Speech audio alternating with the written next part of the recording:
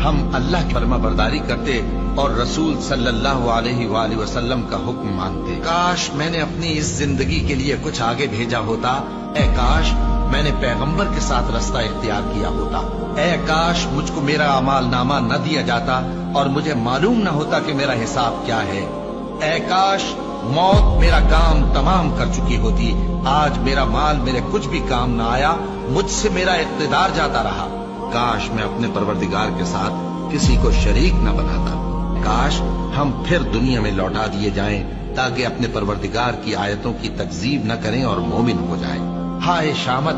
کاش میں نے فلاں شخص کو دوست نہ بنایا ہوتا، اس نے مجھ کو کتاب نصیحت کے میرے پاس آنے کے بعد بہکا دیا،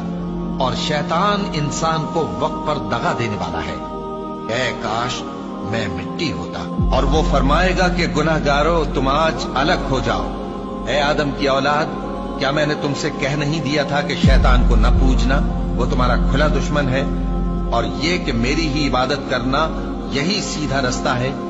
اور اس نے تم میں سے بہت سی خلقت کو گمراہ کر دیا تھا، تو کیا تم سمجھتے نہیں تھے؟